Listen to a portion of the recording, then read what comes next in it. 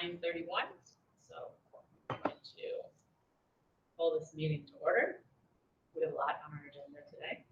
So let's start with 1.02, approval of May 17th policy committee meetings. I'll move for approval. Second.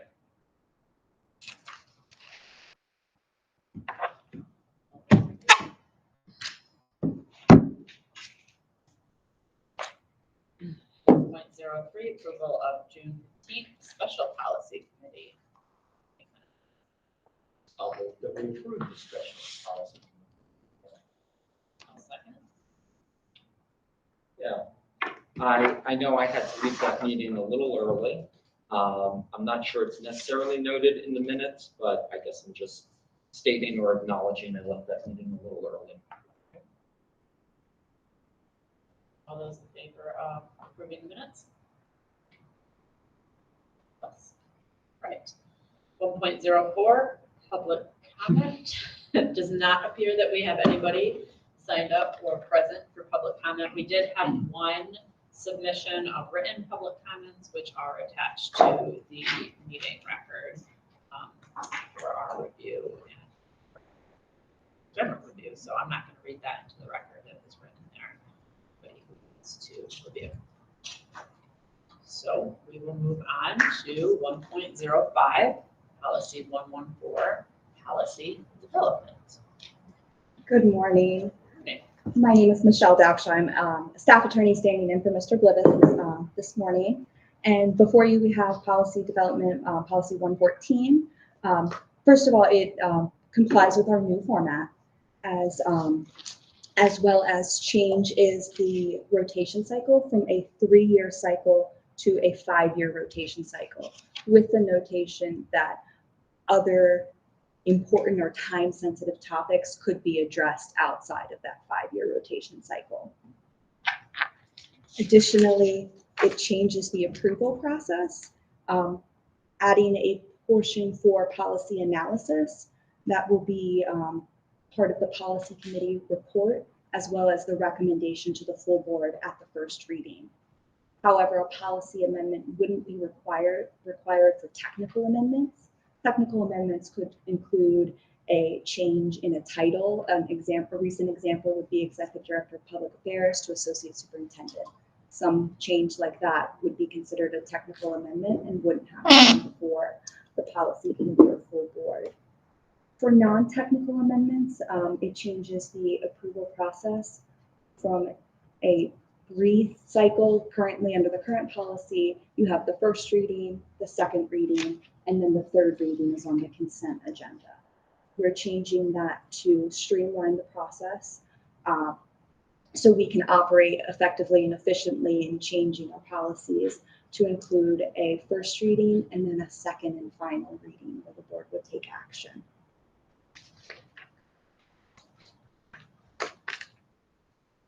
Does anyone have any questions about the changes to policy 114? I don't know. Maybe we want to just start like towards the top. I don't know. I had a couple questions towards the top and then also towards the top. Good. So on page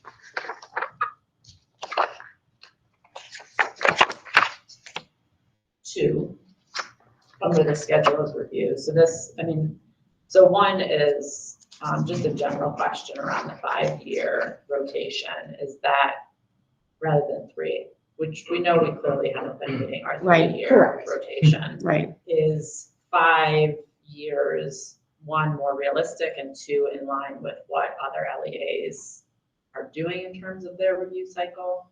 Do you know? Most other LEAs do operate on a 5-year rotation cycle, particularly of other LEAs of comparable size. I was going to say the other thing was if we have 5 series, we do 1 series a year.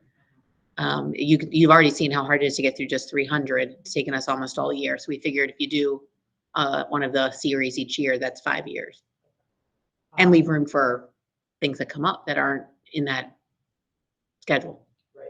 Okay.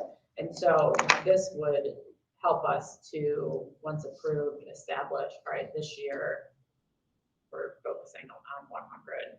And then the whole board knows this is our focus except for those exceptions. So once we approve this and move forward, we can share that review plan with the full board, 100s this year. And are we talking calendar year, school year? Does the policy committee meet in the summer? Yes.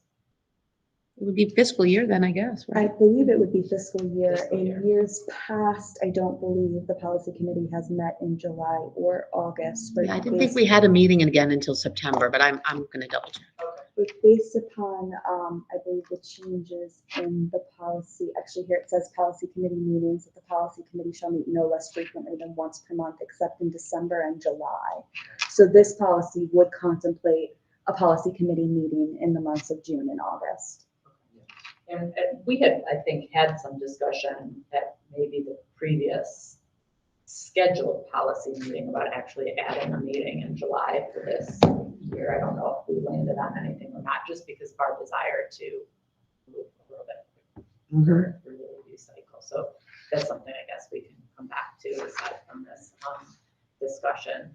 And then the other thing that I wanted to talk about in this schedule of review is maybe some more specific language around how board defined policies, that exception for review.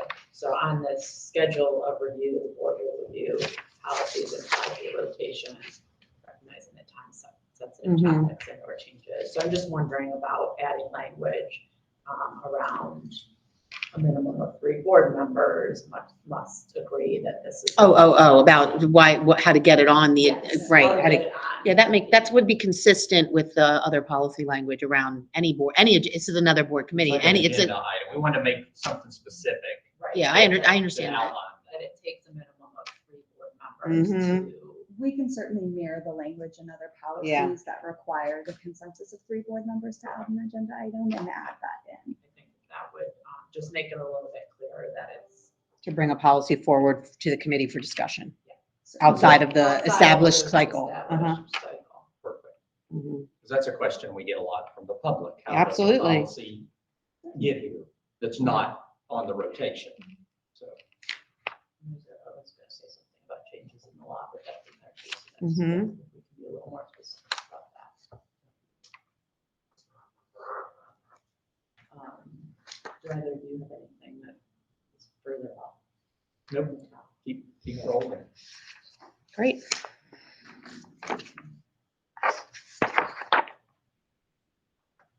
So the other questions I had were around the shifts and the timeframe for the policy and for the approval process. Mhm. And just be sort of the non-technical, Mhm. and that second and final reading. Is the intention that that's placed on the consent agenda, or it's established as a separate agenda item once you've had first reading and then you're coming back with your second and final reading? The intention would be for the second reading to be for information, discussion, and action, Okay. that it would require a vote of the board at the second reading. It wouldn't be placed upon a consent agenda. Okay. Perfect. And I like that, just to say that, I like that. I think while streamlining it, I think it's great to not put it on consent when we've only had 1 reading. Absolutely. So I love that. So thank you. I appreciate that. Mhm. Those were my big flags. Great. My questions were on page 3.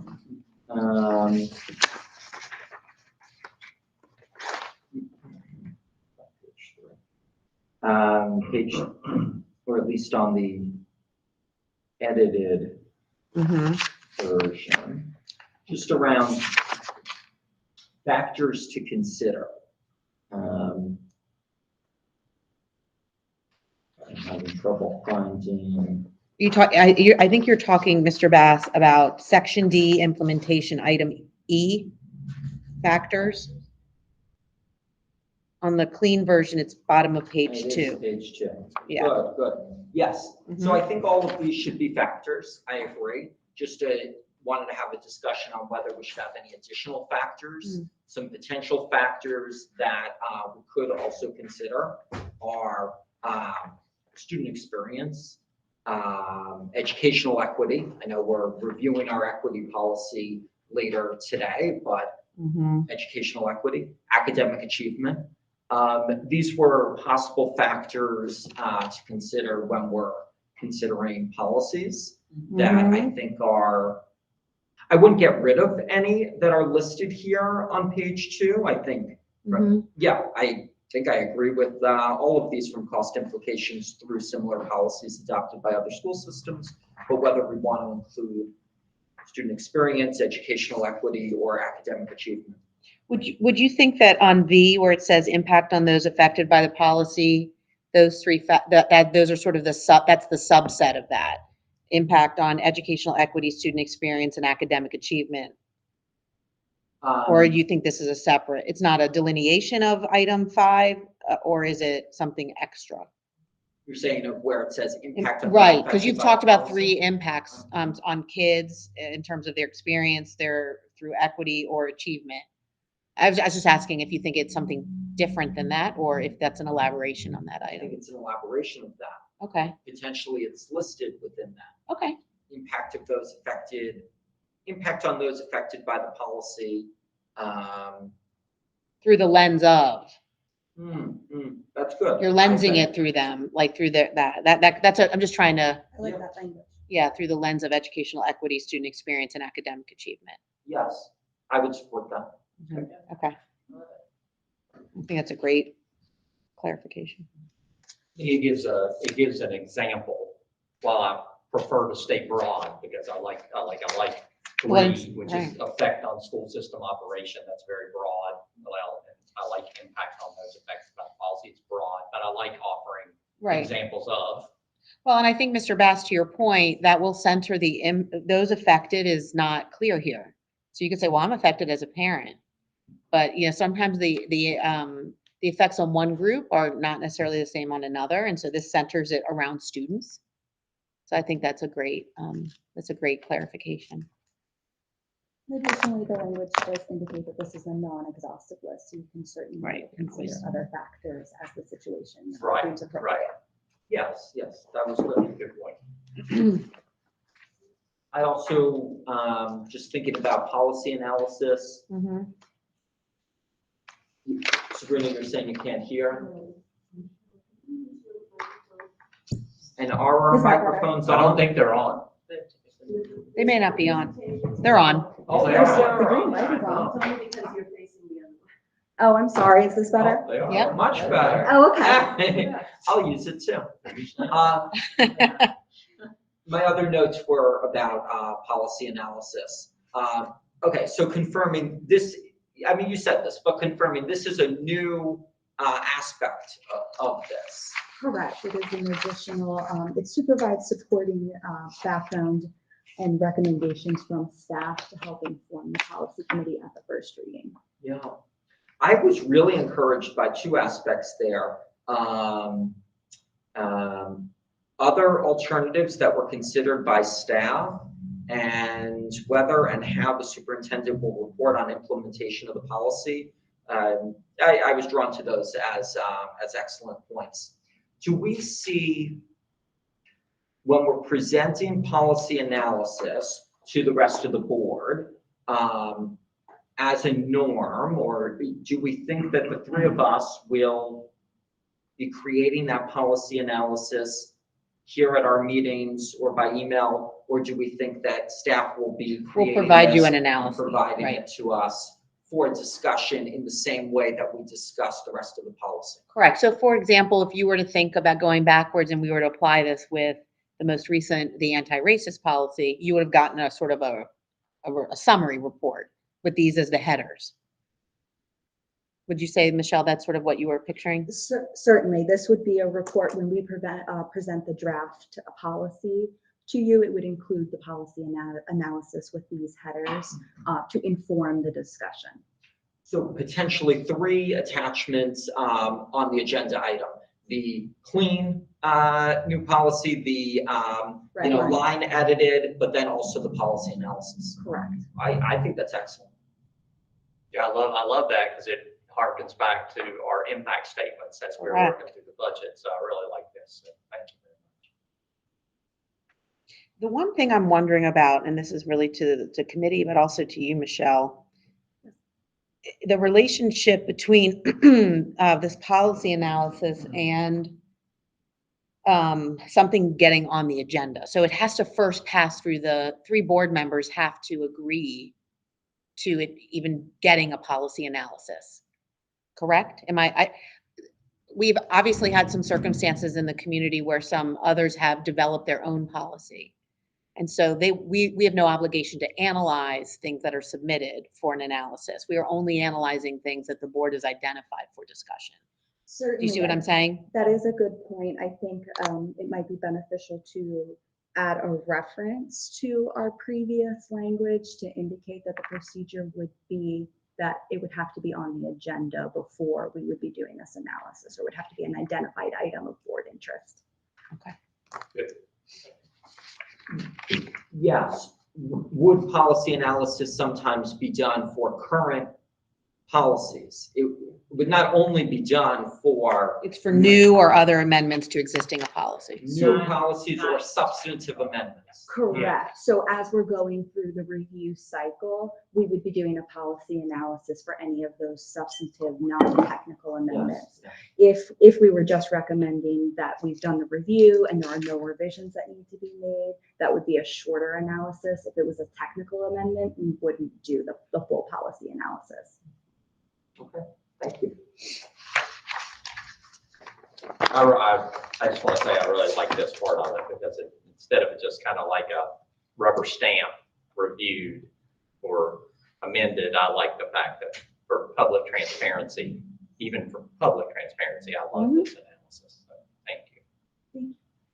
So this policy is slated for action. Is it the consensus of the policy committee to make these changes and bring it back here for a second reading, or would you like for it to go on the agenda for a first reading with the board? It should go to the board. I agree. All right.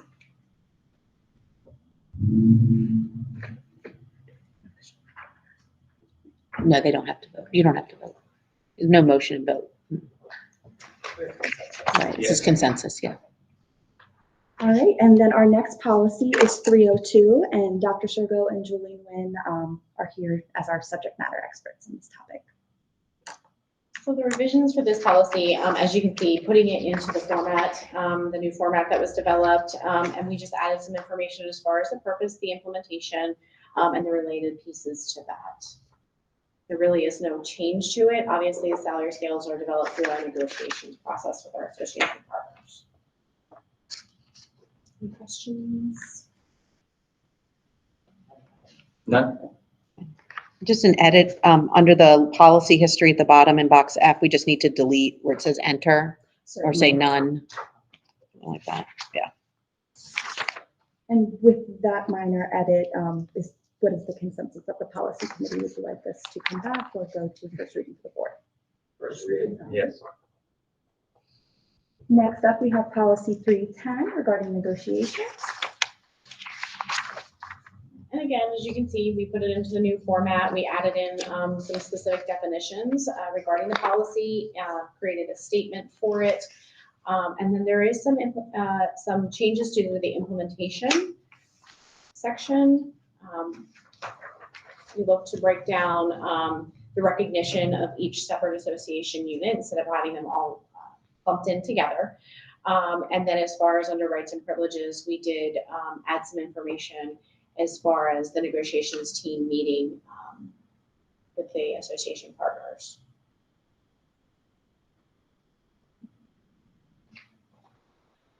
Question? My 2 questions are, so they may not change the content of the policy, but I want to ask about it.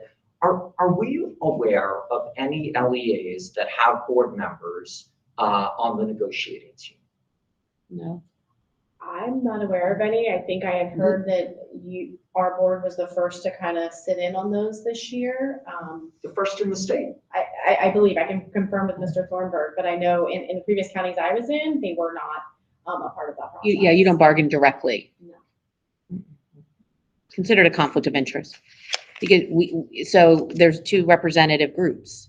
And so the staff in the middle, and the reason AMT exists is because none of us are members of either. That's why we're the only ones able to be neutral, arguably. We don't represent them, we're represented, we're in the middle. So people who are on the negotiating teams aren't in a bargaining unit, nor are they the ones who make the budget decisions. If there were, and there is nothing in this, I want to state what I'm observing here, that there is actually nothing in this policy that would preclude a board member from being part of the negotiating team. Unlikely we would do that since there's no precedent for that across the state. But I want to see if others agree that in the policy as written, there's actually nothing precluding that. You'd have to look at Maryland law. I'm not sure employment law would even permit that. I think we'd have to get a legal opinion on that. It certainly raises conflict of interest concerns. Yeah, we would highly advise against it, but it may also be against the law. We'd have to look it up. Certainly we can do additional research and get back to you on that. I wouldn't ask you to do that in the sense that I have not heard this raised by any other board members. It's an idea I have. I would not ask you to do additional research at this time. The final question I have on this, again, I think it's more kind of board norms rather than putting it into this negotiations policy, but I do feel we ended up getting negotiations updates.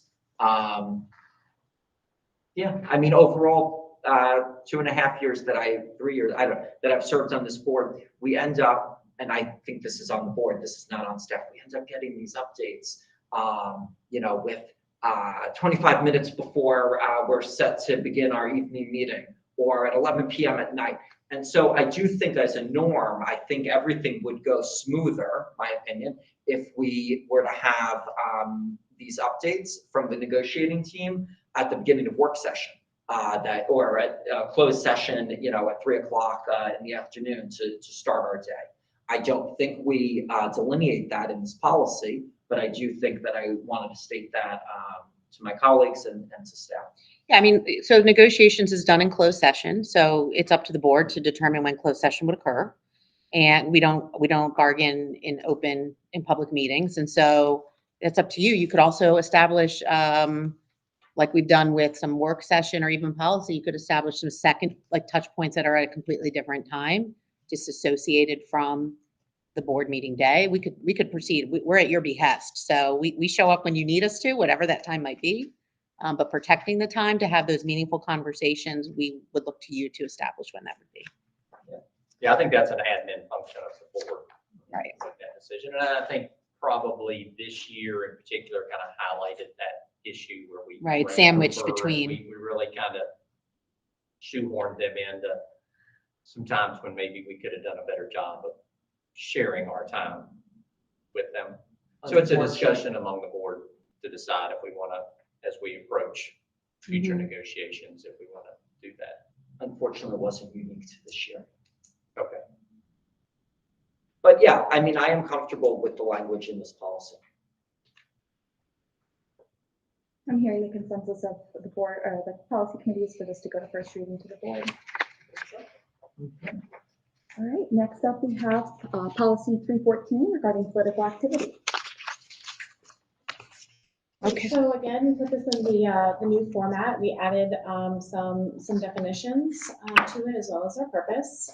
And then there are some mostly formatting changes through this, detailing the new format.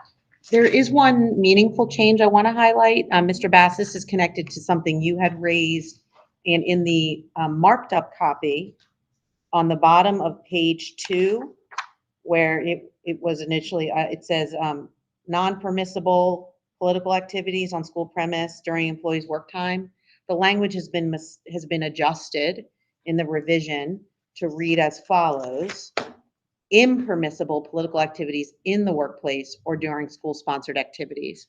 It's not, we had a lot of discussion as you raised some concerns about, well, you know, what are the duty hours? You know, are we just waiting for the clock to change and then they can hand out materials? And so this is, this sort of lists it in a different way, to say it's not about the duty day of the employee, it's about on school premises. And so that's the language adjustment that Mr. Blivis developed in response to the concerns that were raised at the last meeting. So that language is saying impermissible political activities in the workplace, Correct. regardless of time.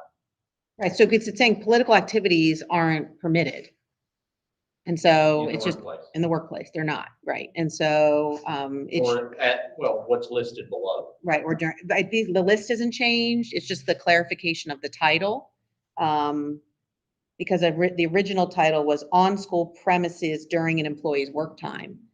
And I know the concern was whether it's their work time or not. There was a concern raised about political activity happening in our buildings, period. And so that language, that title was adjusted to reflect the totality of an employee's experience in our building. So I'll give during school sponsored activities, well, many of those are after an employee's workday. And so it sort of was clarifying a little bit more, which is not supposed to engage in certain political activities at work. But the or is saying any school sponsored activity Correct. regardless of where it's held. Correct. I have one additional area of clarification on this. So, and I'm not sure where exactly it would fall, maybe under the use of FCPS facilities, political activities, which is on page 4 of the red line copy. So my question is around the fact that the Board of Elections utilizes Mhm. school buildings for ballot drop box locations, early voting, and then election day voting. Mhm. And I don't know that it's very clear around political signage Mm.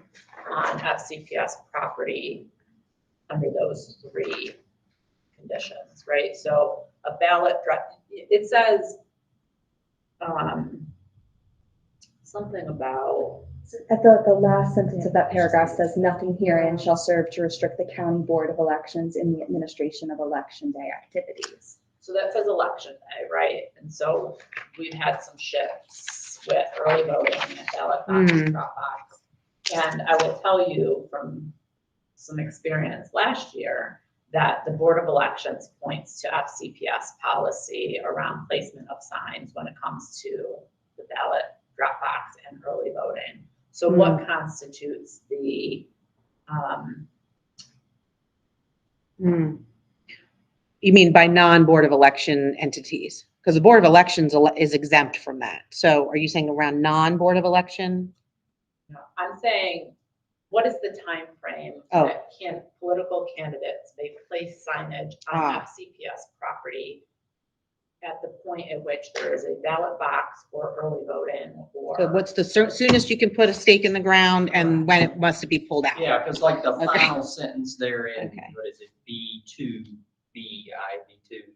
It At the says- conclusion of the use of the FCPS facility, the group must remove the signs, but the FCPS facility is being used for a drop box. Right, so it says only during the actual hours the FCPS facility is used. So does that mean that if Oakdale High School was a drop box location, an early voting site and an election day site, when is the actual hours? Does that begin at the point that the Board of Elections places the ballot box on our property? And at what point? So my point is, I feel like we need to be more specific in this language. Right. So there's not really election day anymore, right? I hear you saying sort of election, right? But I think you raise a valid point. We may want to look at this a little bit and see what the other LEAs are doing, because typically the signs pop up on the official election day, whatever that date is. Right? And not early vote. I mean, it's when the election, on the official election day, but I hear you saying there's been some variability in that, Well, particularly in this area of the drop box issue. the drop On box. the day of, the early voting and the day of voting, Board of Elections has Right, specific guidelines about signage Sure. regardless of the facility that they're using. But here, in particular, the drop box, they don't have a specific language in their rules. So they look When? back to us when somebody went and planted a sign near a Right. drop box. There isn't Understood. anything in the Board of Elections, so they go back to us. And Maybe I it's a frankly language don't there. want political signs getting somebody taking this out of context. And Makes a lot of planting sense. political signs around drop boxes. Yeah, I I thought just drop want us boxes to weren't, be- yeah, I don't know, we should look at that, but I would think that the signs themselves should be, would be limited to those days, but I don't know what. Yeah, I would I don't know what want- legal I precedent we have. personally, Only election day or early voting day or whatever. but Right. not- Otherwise, those drop box should sit there. I mean, In a lot of them nonpartisan are good way. For 30 days maybe. Right. And I Right. don't Yeah, want political makes signs sense. on our property for 30 days. Yeah, it makes sense, I got you. And maybe it's one of the solutions is to potentially provide a definition for election day activities, or clarification of what that does or Yeah, does that'd not be- Yeah. include. Like the so designated days of early voting, Yeah. in-person early voting and voting day. Yeah, makes sense.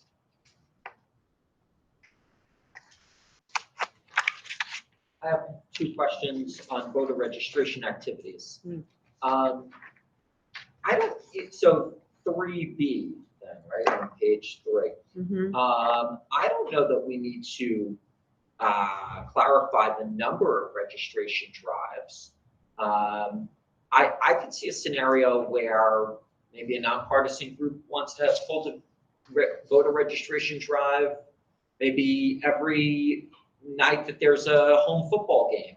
I don't know that we would want to restrict it to just one or two voter registration drives. If there's folks, nonpartisan folks who would hold more frequent ones. So I'm not the subject matter expert on this, but I do recall when this came up previously, and Kathleen Chappelle, who was the high school director, there is an impact on staff when these drives are held. And so in the context, I think that they presented previously, it had to do with, I think, drives during the school day. And so that sort of had an operational impact. You brought up an interesting scenario though, which is sort of outside of the day. But I feel like that language came from the request of what was the group that was here? There was a group at the board in the middle, maybe in the winter, who asked about more access to voter registration drives. Was it here, policy committee? Or maybe No, I was think it? it was at the full board. Yeah, I have to go back and look at that, but I'm wondering, Mr. Bass, if it came from that. I would have to go back and Yeah. look. I do recall what you're referring to. But my preference would be to remove the limit on number of voter registration drives. And I guess what I'm saying is there may be a reason why it's there in that way. It may be an impact on staff, and that was due to staff's capacity to support that. I just would have to understand a little bit more. It may be limited in a way so that it would be achievable and implementable. I don't know. I don't know what's involved with the voter registration drive. And I think Mr. Bass raises an interesting point regarding the out of the school day. I don't know if there's a way to differentiate. Right, that. right. It may be that. The impact may be more specific to Right. those, to Like, during it's the something we instructional said day. that At the discretion of school administration with the knowledge that it in no way interferes with the normal operation. Right, because I recall the conversation was about some high schools had an appetite for them and others didn't. And so the language was there to basically say, everyone should be able to do this, and we're not asking you to do more than this. This is, up to 2 in a year. But I think you raise an interesting point. So we should do some research and find out and see whether the different distinguishing between during the school day and at other activities will help address that. I'd be interested in Yeah. in hearing more about that. I also have a question on point C. Do we need to have voter registration drives initiated by partisan groups?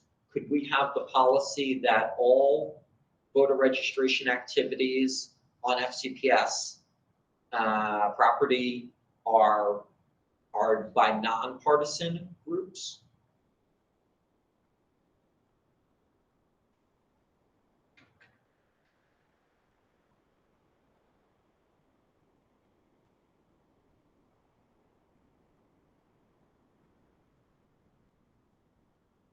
I'm just reading through this to understand. Yeah.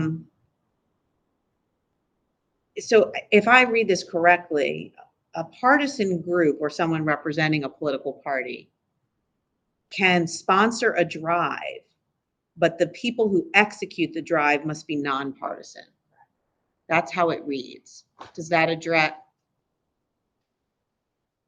Well, I mean, this is better than a strictly partisan voter registration drive. But I mean, this, I believe in 2021, our board was approached by, I'll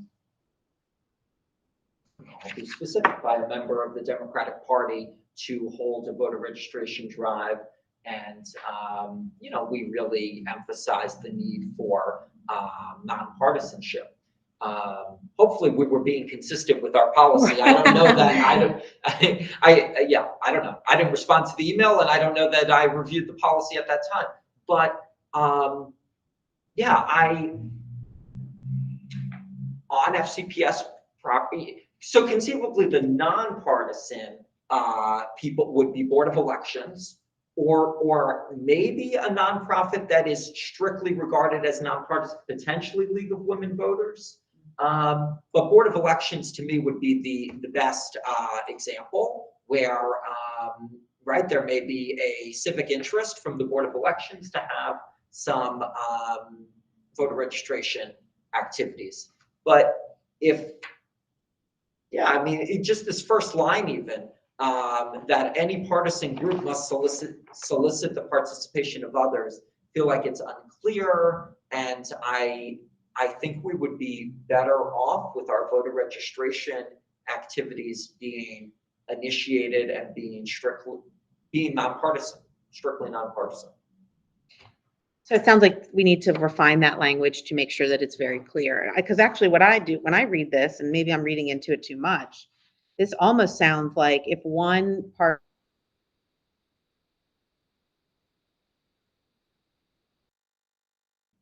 they have to coordinate that. And So it can't be just the Democratic Party and the Republic. It has to be balanced. It can't be just one group sponsoring. I read it the same way, Oh, but I okay. don't think that Democrats, Republicans, Right, it's about a civic interest. Green Party, I don't know that any political party should have voter registration drives in public schools. Right. I think this should be strictly nonpartisan. Do some research on that. How do we identify a group? I think they have to identify themselves. Does it mean if an individual who would like to do a nonpartisan drive happens to be a registered Republican or a registered Democrat, they're not a group? I think there should be potentially some additional definitions or clarifying language, because that is a good point. I hear your concern there.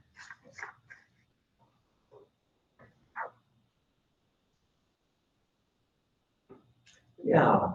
Right, how do you define, who defines them as nonpartisan? Yeah. Correct, yes. Yeah, what does I feel very nonpartisan strongly mean? about our civil duty I really do, Yeah. about ensuring that our students have the opportunity to get registered to vote. I Absolutely. think it's a tedious line that we walk.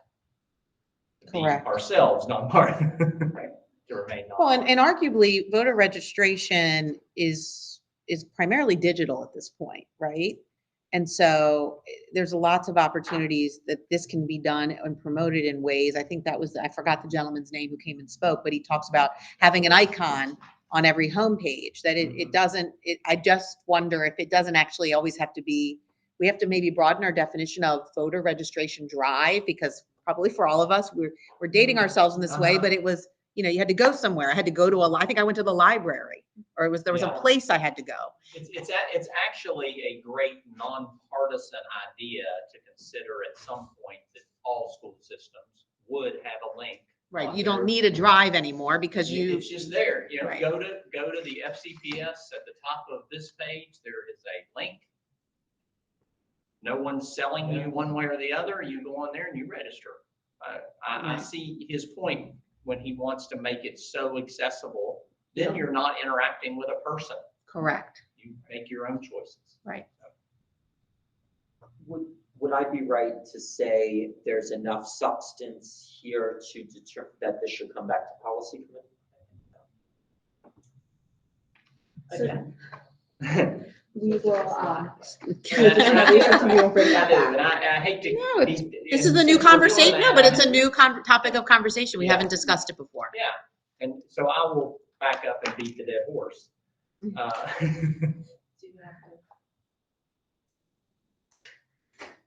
You don't want me to say it. She censored you? We have come to an understanding of what the meaning is of campaign literature, And who's the we? our associations and us. Yes, we have the same understanding of what is in this policy. We have different perspectives on what their material represents, that we are going to make sure is aligned in the next cycle. We're going to collaborate before anything goes out and make sure that it is to the nonpartisan perspective, does not read, look, sound, feel like political material. Right. We agree about the policy. There's no question about the policy. There are some different opinions about the material. And we're fully comfortable with workplace law and all that. Yes, we are. Okay, very good. Thank you. so that will come back to the policy. All right, and then next up, we have 316, promotion of health and wellness employees. And as you can see, this is basically just putting it into the new format. There really are no changes to it. Any questions?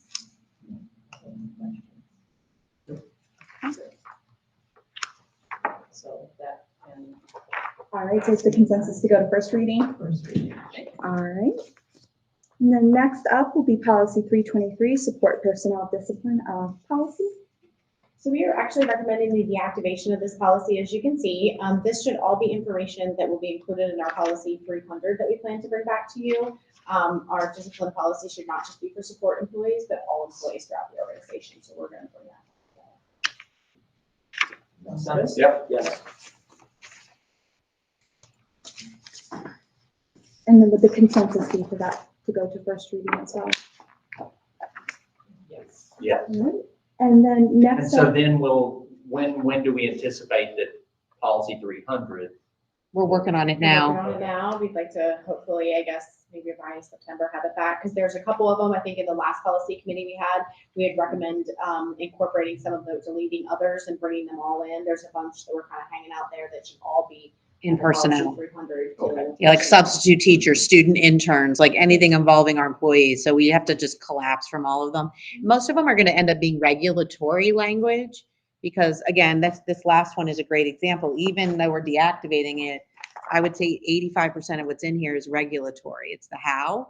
So we just need to make sure we have a good, strong 300 anchor and under which everything else can be used as a guidepost. So we're going to get that to you. And I think just generally thinking about our process here too, I'm glad that we started with policy 114 with policy development, going through our new process of Yeah. presenting to the board, because when we have these policies that we're decommissioning or whatever we're gonna call it, it'll be helpful, I think, for the board to understand. The rationale. Yeah, the rationale and where we're going with how we're presenting things. back Sure, to makes the a lot of board. sense. So hopefully the timing of presenting 114 to the board can align with Right. when we want to be able to Right. present some of these. Non-practical changes. all right. Well, then next up is policy 444. So I'd invite Dr. Harris and Dr. Arden up as our subject matter experts.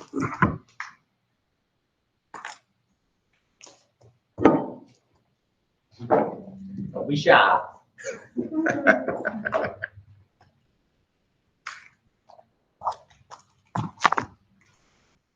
And just for the policy committee's awareness, 444 comes before you. This would be a great example of outside the review cycle, although we haven't inherently changed that policy yet. The annual review of this policy is required by COMAR. And we started a review of this previously, right? And We did. then we thought we had some asks, I guess. of Yes. you all To come back and help us work through, so. So at the last policy committee meeting, we did make some minor changes to this policy, but one of the missing gaps that we wanted to come back with was the implementation of this policy. And so what we went back and did was to take a look at the implementation section on this policy, because you were interested in knowing how is this implemented through this particular policy. One of the things that we discovered was that the implementation was already in here. All we had to do was make sure that the policy was organized in such a way that it was clearly stated how are we going to implement educational equity throughout our school system. And so that's what you see by some of the changes to the policy. Really nothing substantial in essence, but a shift of where these items are located already existing in this policy. So that's pretty much the substantive change that we have there.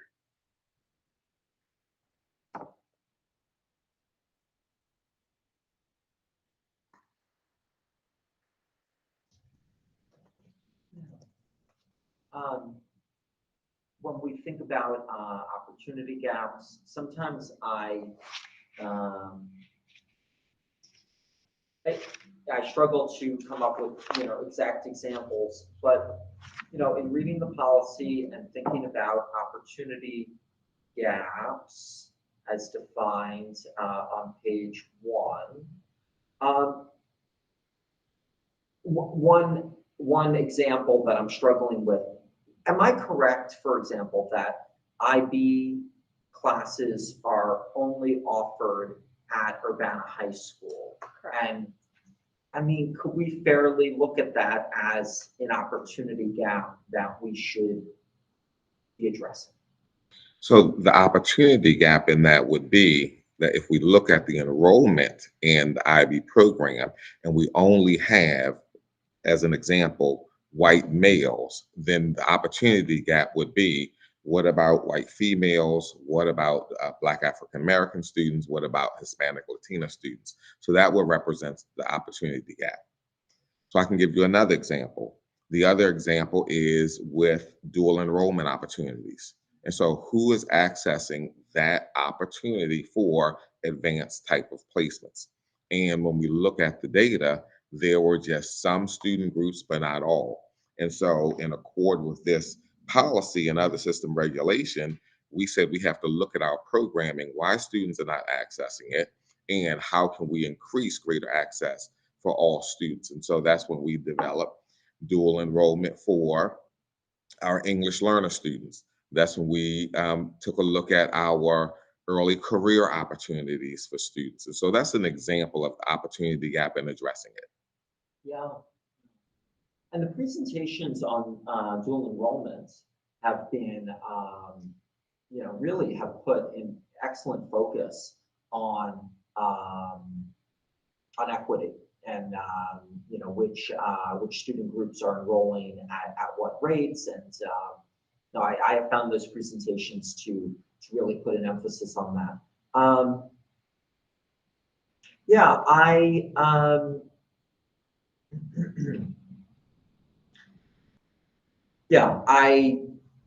What can I say? In reviewing the policy, I do feel that that opportunity gaps, that we need to not only look at,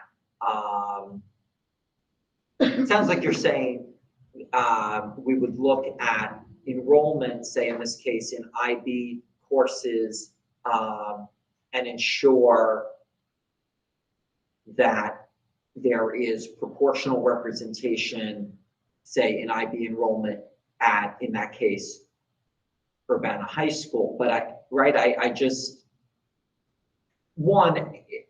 as a point of clarification, and can students from other high schools enroll? Yes. Okay, It's an so, open program. so it truly is, okay, so then I understand what you're saying around how we would measure the opportunity gaps. Like Links would be a better example, Yes. because it's a Links is closed all- program to only FHS. Correct. Good point. Yeah. So, yeah, I don't know that I'm looking for an answer right now, but that is a question that I want us to be thinking about, and maybe in future presentations. How do we, thank you, Mr. Rose. How do we answer the question around if Links is only open to our Frederick High School students? How does that not represent an opportunity gap for those students in our 9 other feeder patterns? Thank you. Yeah, I think this is a great discussion for us to have as like an agenda item as the whole board. Is opportunity gap is something we need to address as a board, because we hear this from our older high schools that just don't have the facilities in order to provide what similar things are done at Linganore or Oakdale or Frederick High. So I think this is a challenge of the board to make sure our students are getting these same opportunities regardless of which high school they go to. So I would support that this should be something that as a board we should discuss as an agenda item.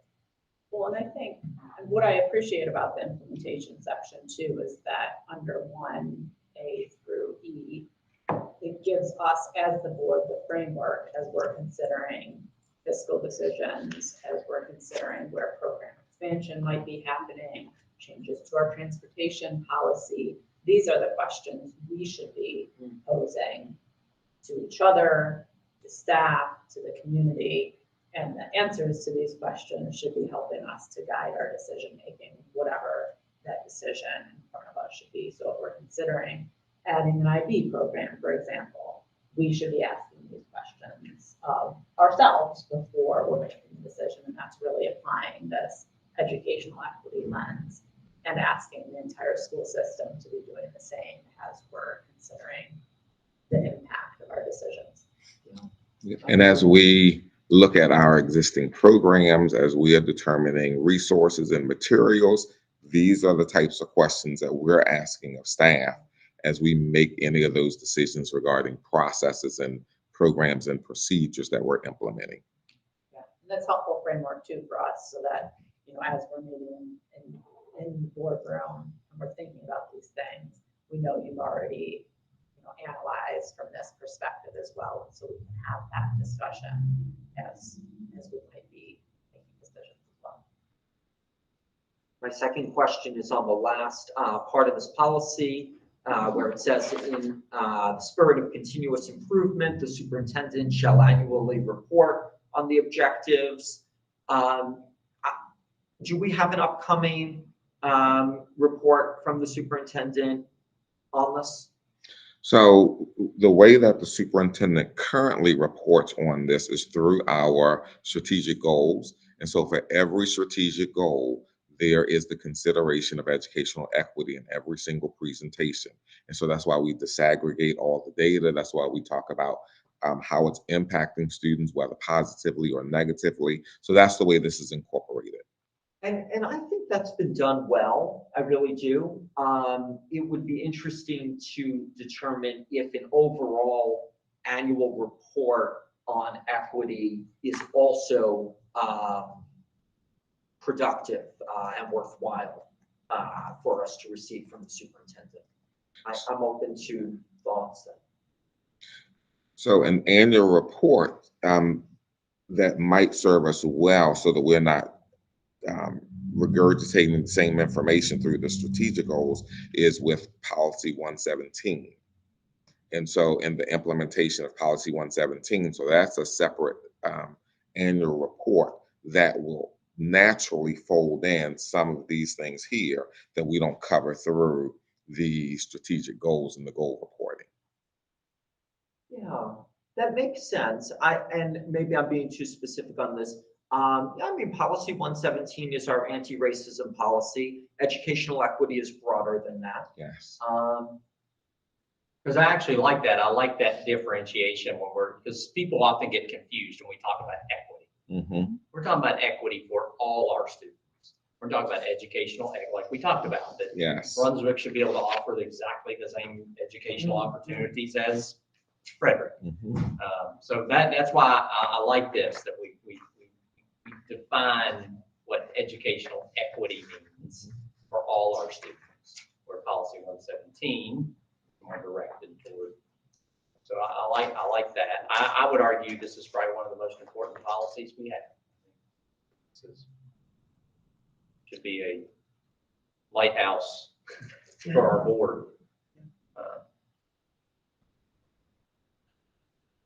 Yeah, I mean, along those lines, I would welcome, so I certainly want, reports on educational equity, as part of the strategic goal reports to continue, but I would welcome an annual report, from the superintendent on the full, policy 444, educational equity. I think he's almost like a wrap up.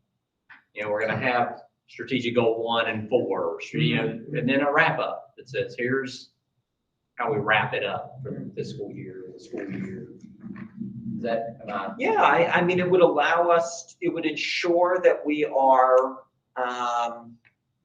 assessing how we are doing as a district on this policy, on this, state mandated policy that I think, many or all of us have identified as, extremely important. So I guess for me, we as a board and as a system are committed to educational equity in every single aspect of where we touch students, right? And so, we talk about this we should be talking about educational equity in any presentation, in any really discussion. Like, this is the lens that we are applying. And so I'm not sure. So I'm thinking about our staffing and hiring report. We've asked for more information around applicants and demographics, and that's something we are already anticipating as we're talking about various academic aspects of academic achievement, as we're talking about special education, as we're talking about our program expansion. So I guess what I'm not sure of is what you would want to see in that report from the superintendent, because to me, it should be a part of everything. And so how are we asking the superintendent for staff to sum this up into one single report? It should be a part of every conversation. And it's possible I would have a different answer on further review, but an example, is F, near the end of the policy. Include in all plans for new construction and or renovation of existing facilities, consideration of equitable access. I don't really feel that's part of our discussions around construction, renovations, EFMP. So that would be an example. So we're talking about that this afternoon, so we could have that discussion as part of the EFMP. And maybe we haven't explicitly said that, but as we're considering making some shifts in some of our facilities priorities, I think that part of the lens that we're applying is at least based on our educational equity and our priorities as a board around ensuring equitable access to facilities for all of our students. So, but maybe it's not explicit, but should it be more explicit? Yeah, I think it brings up a point that these items should be known to the board. These should be focus points for board members. Yes. That when we do talk about facilities, that F should be a lens in which we're always considering. And these are some of the guiding questions as you all are having discussions about facilities as an example that will help the board in decision making.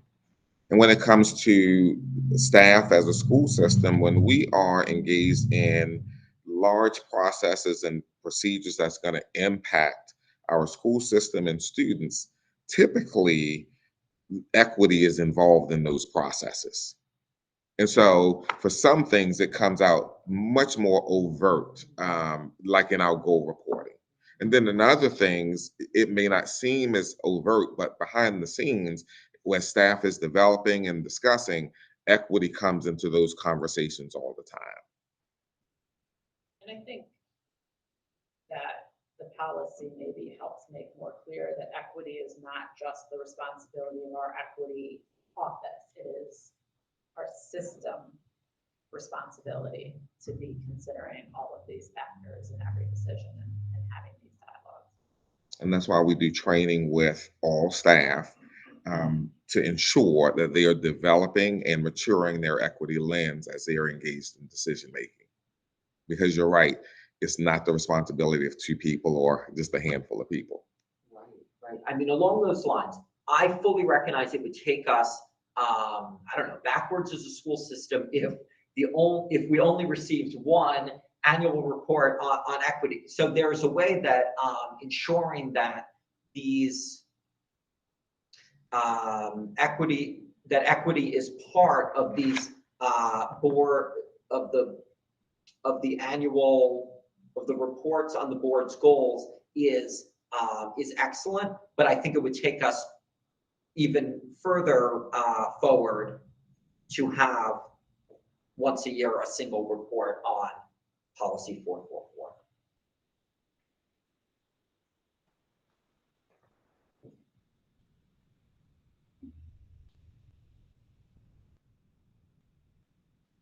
Sounds like that's something the board wants to discuss further and then let the superintendent know.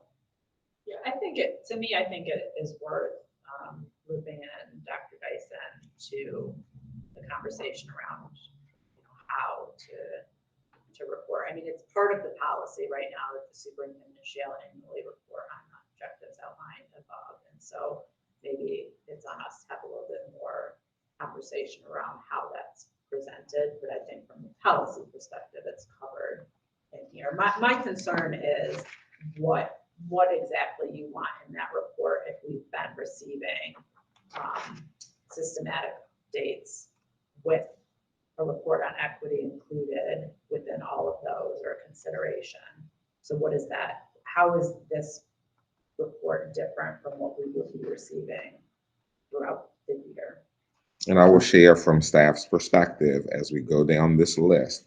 When we take a look at cultural responsiveness and curriculum, when we take a look at professional learning, when we look at our hiring and recruitment, when we look at family engagement, when we look at partnerships. So all of these things are things that we're involved in, and we have regular discussions, and our decisions are made from an equity lens as it relates to this policy. And so, that's just a lens to add to the conversation about whether or not we need a separate presentation on it, because all of the presentations that come to the board right now already consider educational equity through those presentations and decision making. So I guess what we're getting at here is maybe that line should be changed, because we're not doing that. And we're saying the superintendent shall annually report. But what we're saying is we're always reporting with an equity lens on every strategic goal. So maybe we need to rewrite that somehow, that the superintendent will ensure that an equity focus on all strategic goal presentation. I don't know. I don't think we should have a line in here that says the superintendent shall, and then we're not. The tail end of this says specifically the superintendent shall report specifically as they relate to the board system goals. And so currently that's how it's happening right now. Yeah, you see where I'm heading on that? Certainly, and we could perhaps add some clarification or elaboration that the superintendent will provide an equity lens or Yeah. consider the equity lens. I mean, I look at these policies like when I'm gone in 4 years and a new board member comes in and looks at this policy and says, how come we're not getting an annual report from the superintendent on equity? That's my thing is, when we're not here, the policies have a lifetime of, So the 5-year review. Right, right. So I think eliminating the word annually would be more accurate on what's happening right now. But my preference is to keep that in, to have a specific annual report on equity, and it could be outlined in the board's 5 strategic goals. But yeah, a annual report. This would be a positive, I think, for the community, for our school system, for academic achievement. I think that I would keep the language and just ensure that we're following. I guess my concern is that we are duplicating information that the board is already regularly receiving. And so if there were specific areas that we felt like weren't being covered, I mean, under D implementation number 2, it does outline, as Dr. Harris just pointed out, that resources will be allocated around with consideration to technology and broadband access, high quality and safe facilities, extracurricular opportunities, facilities and equipment, cultural responsiveness in each one of these. So is your ask, Mr. Bass, that the report include each one of these items, even though we may have already received updates regarding equity in each one of these items throughout the year? Yeah, So like that it would be in combining the- one comprehensive report. Yes. So assuming we could take this to first reading, and we could make that a point of discussion with the entire board. If that's the consensus of the policy committee, certainly. Yeah, I think that, Yeah. and I do think it would be helpful to get some input from the current superintendent around That way she could Provision. also for how this might. weigh in during that meeting. Sure. Certainly, we will consult with Dr. Dyson and present first reading. Okay. Thank you. Thank you, Dr. Harris and Thank you Dr. very Artis. much. All right, next up, we have policy 105 for information and discussion only. We are making additional changes and we'll bring this back at the next meeting, but wanted to give you an update on some of the changes to the forms. I also had a question about something. Certainly. There we go. Yeah, you go ahead, but I do have a question on. Certainly, I welcome your question. Would you like to start there? Sure. Okay. So my question is specifically, it's on page 3 in point 105.6 around the procedures to request a hearing to the board to suspend or terminate. So I'm a little concerned about the term immorality in this section Okay. because I'm not quite clear what definition we're using for immorality. So certainly Dr. Sergo can speak on it, but that is based upon COMAR. Yeah, that's the statement. Whoa. Sorry, this chair is, Sorry about that. But is there any, Julie can also join. This looks ridiculous. That just looks- Julie can join this. Julie, event. why don't you, yeah. She's I taller than did I am. offer her a different chair. So let me give you a little bit of context and then it'll anchor this a little bit better for you. Okay. So in our onboarding and induction work to FCPS this year, and Julie and I, obviously between us, have 3 different school systems. We noticed that an area of attention was in looking at how we address employee discipline and in ensuring that there was a consistent application of COMAR around not only how we discipline employees, but for what, and how that lines up with what COMAR asks us to do. So I want you to pull apart the procedural part, which has really been our primary interest, to bring that in alignment with what should be occurring. But then there's also the what. What do we discipline employees for? What does the law say we must? And then what are areas where we would utilize progressive discipline? And so when you think about this, some of this covers the employee part of it specifically. COMAR identifies that employees can be disciplined or terminated for immorality, misconduct, willful neglect of duty, and those are the 3 main ones. Am I missing? Yeah. or insubordination, immorality, willful neglect of duty, Misconduct. and incompetence. And so those are state law. And then at the level of the LEA in the school system, we utilize investigative processes. Again, these are heavily driven by the law around how you have due process, how you have fact finding and investigative conferences, how you reprimand, what is more than a reprimand. And all of those are really nuanced. And from an implementation perspective, what we put in place this year was we have a cross-functional team that includes HR, includes our school administration team. So Dr. Alavito and I chair that team. And then we loop in legal services when relevant. I would say 99% of what we manage can be managed at the level of the supervisor, right? So supervisors are providing redirection and clarification to employees about expectations. But there are things that require a different approach because the law says so. You get certain things if you get arrested for them. If you engage in something with a child, that's obviously against the law. So those are all defined. And so I don't know if I'm answering it clearly enough, but those are not things that we have the luxury of defining. They've been defined for us. They're legally defined. So when we look to present a recommendation for something that involves immorality, we reference back the school law textbook that's been provided by several attorneys in the state that have clearly defined and given examples of what they look like. So let me give you a very simple example. I may find something that you do immoral. Maybe it doesn't align with my moral compass, if you will, but that doesn't mean it's against the law, nor does it mean you can be disciplined by your employer for it. And so there's a range of things that meet that. I think very simply, like one basic one would be like if you make an unfortunate mistake of having some drinks and getting behind the wheel.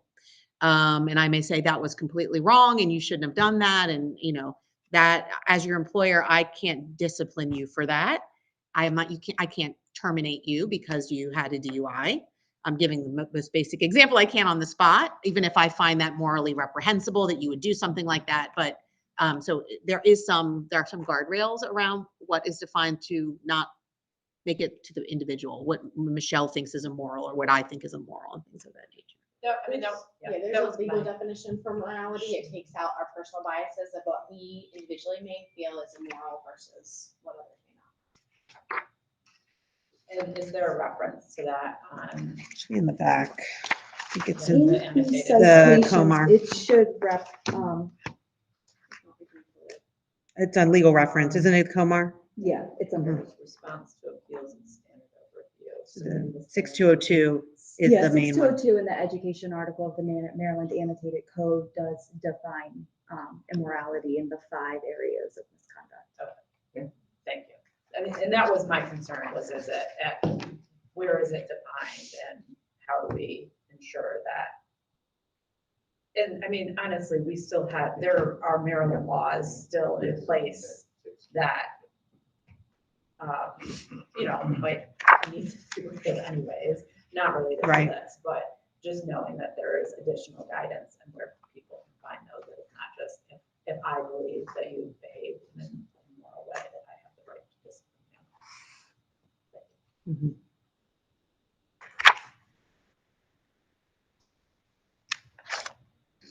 We'll I let think- you move forward. The mainly changes were to the form as far as making the process more clear about the appeal at the superintendent level versus the appeal to the board level. And we also need to bring this into the formatting, right? Certainly, yes, Yeah. this will be updated to the new formatting. But I mean, arguably anything can be appealed, right? And so we just want to help people understand what the process should look like in terms of appeal. And are all these forms just paper forms? They're not- are they These are digital. These have been have these They're been, fillable? Michelle, have you guys gotten these converted? Because I'll have LP convert them if they're not. I They should all be. I believe our executive assistant and LP were working Okay. on getting them fillable. If they haven't been yet, they certainly will be when we bring it back. Great. The I intention think is. we're in the process of working through that, so we're just gonna make some changes and then send it over to be Yeah. digitized, but that is the intention, is it would be electronic. Now, certainly individuals, if they so chose, could Sure. print it out and provide a paper copy as well.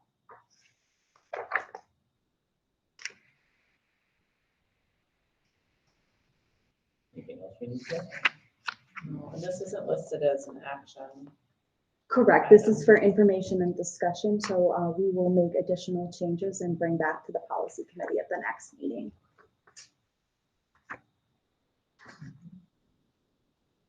All right. Next up, we have policy 404. So I will invite Dr. or Mr. Saunders up. I'm not Be careful if you take this chair. Yeah, you might want to go to the left. Please don't avoid I'm gonna that. go over here, I think. All right, so for Good some morning. additional context for the board, policy 404, student rights and responsibilities.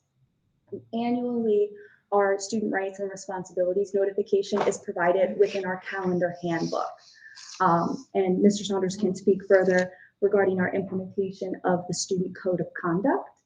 And the staff recommendation regarding policy 404 to the policy committee today is recommending that the policy committee makes a recommendation to the board that the student code of conduct notification will be substantially in compliance with the current policy 404. And the reason is our annual calendar handbook goes out in August with the start of school.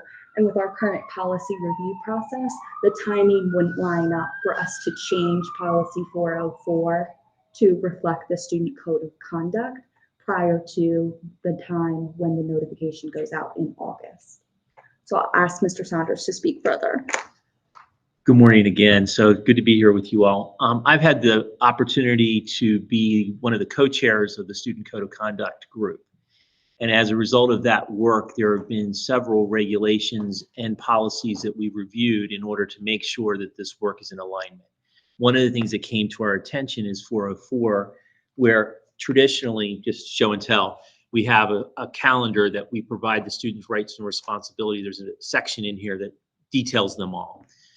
Working with public affairs and Dr. Loris Phillips, we believe the calendar is going to go out, but we believe the more appropriate place for the student responsibilities and rights would be in the new code of conduct. And so we are asking and advising you that, hoping you will support the change in the policy coming, but since it's in advance, the policy won't be changed in time for us to implement the code of conduct. We wanted to inform you that this was what we were planning to do this year, is put it in this document, as opposed to putting it into the calendar, which is going to be greatly reduced, and it will be more an informational piece. We just thought it coordinated better to have the student rights and responsibilities within the code of conduct, talking about our expectations for student behavior. So that's our recommendation, and that my understanding is this year 404 will be advised to make the language either that it will be part of the student code of conduct moving forward, or be less prescriptive about which document it's in. So I don't know how you all will decide to do that, but right now, if you look at the 404 source document, is the FCPS calendar handbook, and we're recommending that it go into the new document of student code of conduct. Hope that makes sense. That was actually my primary question about this policy, was what is the relation between 404, our developing student code of conduct, and our disciplinary approach for students. So it sounds like they'll all be together. And how do you anticipate disseminating this student code of conduct? So we're still in the process of getting final approval. We actually meet with Dr. Dyson and Dr. Sergo tomorrow to finish the implementation plan, but I can give you a preliminary thinking is that July 10th, we will send out a draft version, and this says draft on it, with a companion survey to the entire community to receive some feedback about the document, collect feedback from our stakeholders all the way up to August 10th, being able to make tweaks. The community needs to know that a lot of this is based on Maryland law, though. So we may get feedback. We have some specific, we have 3 questions. How do you think this will impact your child kind of questions? What are you excited about? Not necessarily direct feedback, because most of it's based on Maryland law. So you can't really tweak, just like we were talking about morality before. There's certain things in here that are based on COMAR. But we do want to get stakeholder feedback, and we will make tweaks in the week of August 10th, between August 10th and the 17th, and then we'll re-release it to the community for, with those tweaks. And we come to you all on August 30th for a board report. So we will be sharing with you all the implementation, but we're excited to get feedback from our community. We're really excited about the work that we've put into this. And I think it's going to be a document that's going to be well received, we hope. And there'll be a link to it once we have that updated. Will the link be in this policy? The link to the student code of conduct Or- Yes. makes sense. Certainly, as we update the policy, when we go through that revision process, all the source documents and references would be updated accordingly. Yeah. And we do anticipate the student code of conduct having a page on our webpage.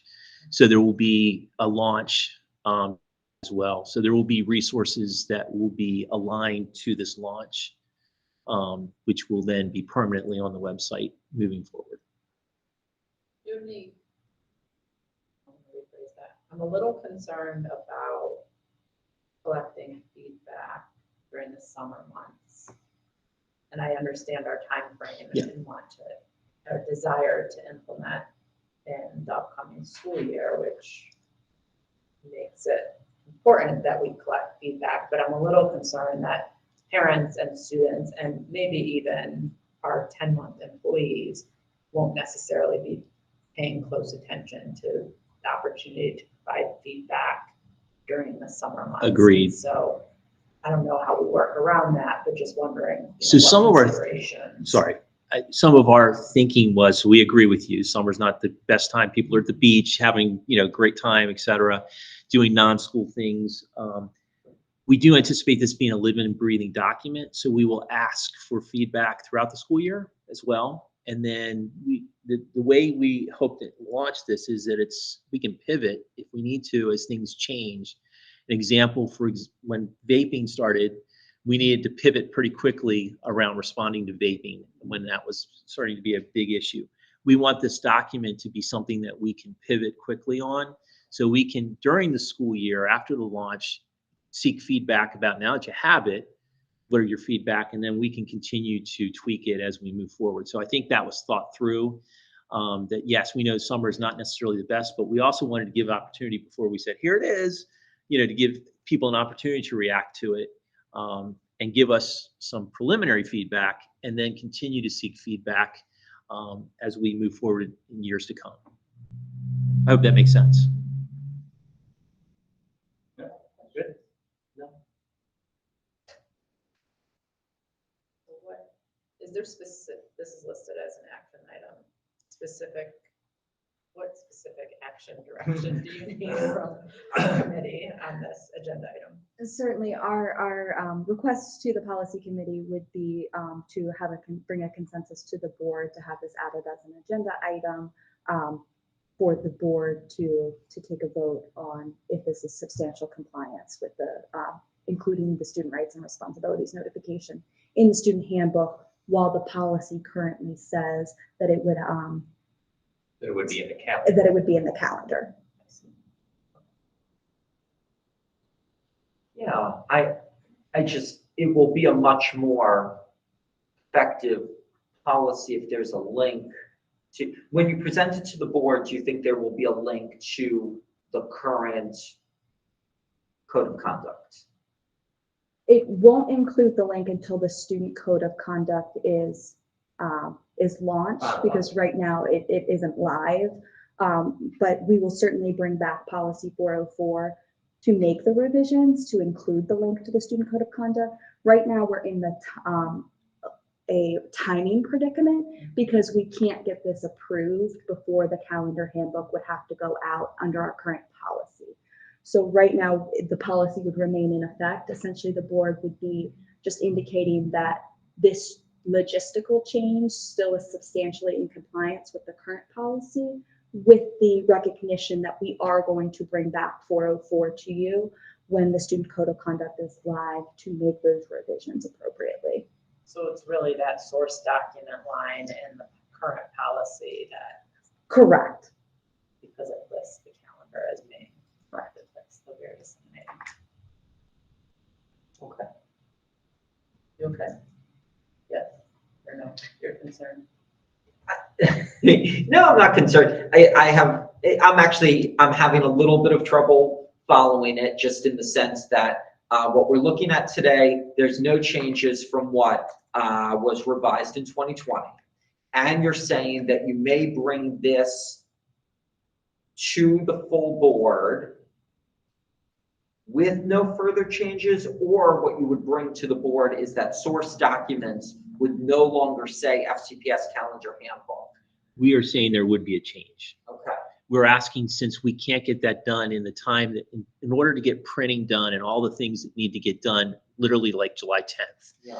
We don't believe the policy could be changed in time. And we're being transparent that we believe this is actually better than the calendar handbook and will be substantially more disseminated and reviewed than our current calendar. We think it's going to be better. And that we will say that in the future when 404 is revised, but we don't have time to revise the policy in time for all the other logistical summer dates of printing and other things. Does that help? So essentially this is, we're asking for almost an exception for this time period, because right now, under our current time frame, we couldn't get the changes to 404 approved through the second reading of the board by the time the printing would need to be done.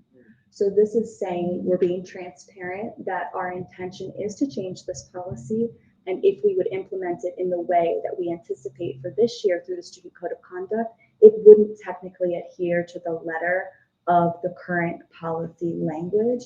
However, we do think it will be more accessible and better for students and families, but we want to be upfront with the board. But please know that we will bring back the changes for 404. Yeah, and that's the information that you'll present to the full board if we take this to first reading? So right now, the only action would be essentially approval that Of our this change exception. of this exception. The first reading actually won't be until maybe September. Correct. because Everything will be live. You're correct. Correct. We Yeah. would bring back 404 to policy committee with the changes, and then we would go through the policy development process. The action that we're asking for today is essentially that determination that the student code of conduct is substantially in compliance with, because the language of the policy says that the superintendent shall ensure the document entitled Student Rights and Responsibilities annually distributed to students and is available to school community, administrators, staff, and parents and guardians. The only reference is the source document that says the calendar. So inherently, the student code of conduct annual notification would comply with the language of the policy statement. And we just want the board's approval of that for this time frame. There are times, including this one, where I think I'm perhaps being too detailed. Would it make sense, though, for source documents to have an or, so that we are in compliance, right? Could it say FCPS calendar handbook, students' rights and responsibilities, or The calendar or what, yeah. It will. The challenge is we can't get that to the board for a first reading and a second reading. So they're just asking for an exception for now.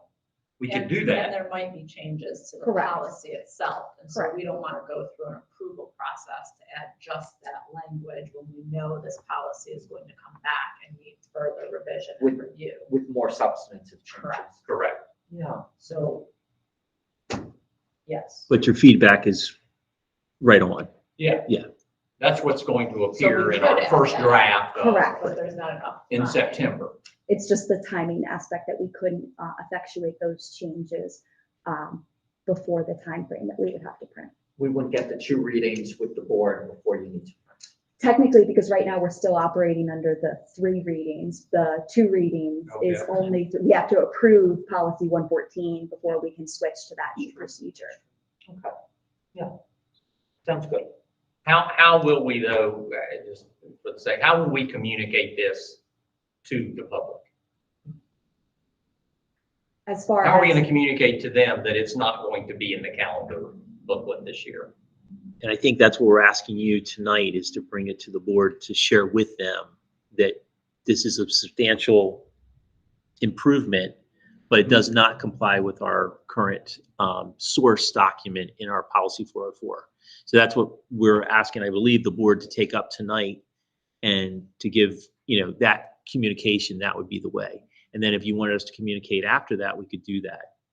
Yeah, I was going to say, do you ever recommend that? I mean, do we do it by find out first? Do we just say, hey, this year student responsibilities will not be in the calendar. They will be provided in a separate document. And so July 10th is our potential launch for what I was sharing with the draft, and then an opportunity for a survey.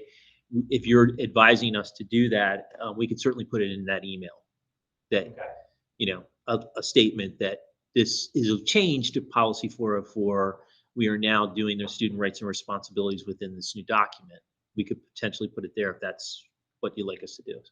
And is there a section in the draft that outlines student rights and responsibilities? Yes, Something so that it's still language? drafty, That's okay. but if I- Just- for the technical term. but I can Draft. present to you if, what, it's an addendum. Is it okay to present? Please Sure. approach. Yeah. Members of the committee are fine with you approaching. So this front part of the document is explanation about the discipline philosophy, and then there is for teachers a chart.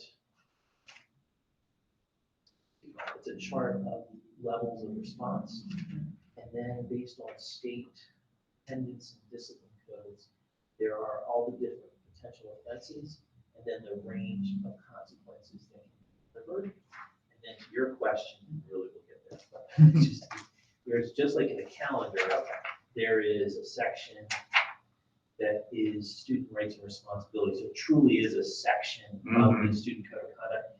We're not so sure we like the landscape, so it may be in columns, so that's part of it, but that's, Okay. I can leave that with you all. Oh, that's okay. Okay, that's right. I mean, it's okay. She would like it. So I hope that helps. It does help, and there's a link to the online version of the student rights and responsibilities too, and so if we do have correspondence going out, we could also just provide that direct link as Okay. well, if somebody wants to reference that specifically, even though it's captured in this document, and that way. the Yeah, public there will you go. That's know where we're, yeah. It is not Yeah. it's not inaccessible, it's not disappearing, but because of our time issue. And as I shared with you, Dr. Dyson, Dr. Sergo, and I are meeting tomorrow with another group of people to finalize that communication. So we hear you, and we will certainly add that to the communication. So your desire is that this would be part of the policy committee update in this evening's board meeting to discuss 404 and this. Yes, that would be the intention. I'm a little concerned that it's gonna lead to some further questions and discussion, but we can handle it. I will be present this evening, and certainly if needed, I'm available for questions as well. Typically, we're not taking any action during committee updates, and so I'm not sure if this would require like a full board action to accept this exemption. So that's part of my question to you, is whether this is the policy committee's recommendation to the board is that we have an exemption to this particular point in the background of why, which I'm perfectly comfortable explaining based on this discussion, but do we need full board action? Because typically committee reports don't involve any action items. So I don't know if this would require a specific vote. I think it's a consensus of the board. Okay. So you could provide it through the update and obtain the consensus. Okay. That's good. All right. Thank you, Thank Mr. Saunders. Yes, thank you very much. That is our last agenda item. So, we approve the whole thing. with 25 minutes to spare. That's right. 25 minutes to spare. Wonderful. Concerns were Do we have any concerns? unfounded. So then we will move to 1.14, adjournment. Thank you very much. Thank you. Thank you.